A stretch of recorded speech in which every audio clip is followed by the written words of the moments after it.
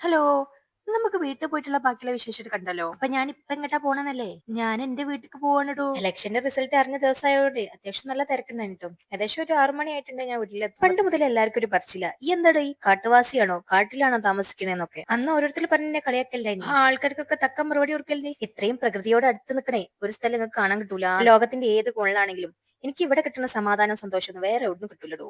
അതാണ് എന്റെ നാടും നാട്ടാരും. ബൈ ദ ബൈ, കഥ പറഞ്ഞ് നമ്മള് വീട്ടിലെത്തിയിട്ടുണ്ട്. വീട്ടുകാരറിഞ്ഞിട്ടൊന്നുമില്ല നമ്മള് വീട്ടിൽ. നമ്മള് സ്വന്തം വീടല്ലേ, നമുക്ക് ഡോറൊന്നും ഔത്തുക്കട് കയറാം. ബെല്ലടിക്കാനേ നിന്നില്ല, കുത്തിത്തള്ളി ഔത്തുക്കട് കയറി. അപ്പൊ ആദ്യം തന്നെ കണ്ടതേ നമ്മൾ ഒരേ ഞങ്ങളുടെ രണ്ടാമത്തെ പ്രൊഡക്റ്റിനാണ്. അപ്പൊ ഇതാണ് ഒന്നാമത്തെ പ്രൊഡക്റ്റ്. ഇവനാണെങ്കിൽ നമ്മളെ കണ്ടപ്പോ നാണം വന്നിടോ. പിന്നെ നേരെ അടുക്കളേക്കാട് പോയി. ഇമ്മീ നാത്തനാട് നല്ല തിരക്കിട്ട പണിയിലാണ്. ആ ഒരു കാര്യം പറയാൻ മറന്നുപോയി, ഇന്ന് നമ്മളെ പെരയില്ലേ ചെറിയൊരു സൽക്കാരം. നേരെ വൈകി വന്നോണ്ട് തന്നെ പണിയൊക്കെ ഏകദേശം കഴിഞ്ഞിട്ടുണ്ട്. പിന്നെ ഇപ്പൊ ഏതായാലും വന്നതല്ലേ, ഒരു കയ്യിലെടുത്ത് അങ്ങോട്ടും ഇങ്ങോട്ടും ഇളക്കി. Note the point. എപ്പൊ സൽക്കാരം ഉണ്ടെങ്കിൽ നേരെ വൈകി വരാൻ ശ്രമിക്കുക. ഇനിയിപ്പൊ ഈ വീഡിയോ കണ്ടിട്ടേ കുടുംബക്കാരോ അയൽവക്കാരും ഉച്ച കയറി പെരെ വരാൻ നിൽക്കണം. വന്നിട്ടൊരു കാര്യമില്ലടോ, പരിപാടിയൊക്കെ എന്നോ കഴിഞ്ഞു. അന്നത്തെ കോയിന്റെ കാല് വരെ ദ്രവിച്ചു. വീഡിയോ അപ്ലോഡ് ചെയ്യാൻ നേരം വൈകിയതോ. അപ്പൊ ഇന്നത്തെ വിശേഷം ഇത്രയുള്ളൂ. ബാക്കിയുള്ള വിശേഷങ്ങളായിട്ട് നാളെ കാണാം. നിങ്ങൾക്ക് വീഡിയോ ഇഷ്ടപ്പെട്ടിട്ടുണ്ടെങ്കിൽ പേജ് ഒന്ന് ഫോളോ ചെയ്തിട്ട് ലൈക്കും കമന്റും ചെയ്താളി.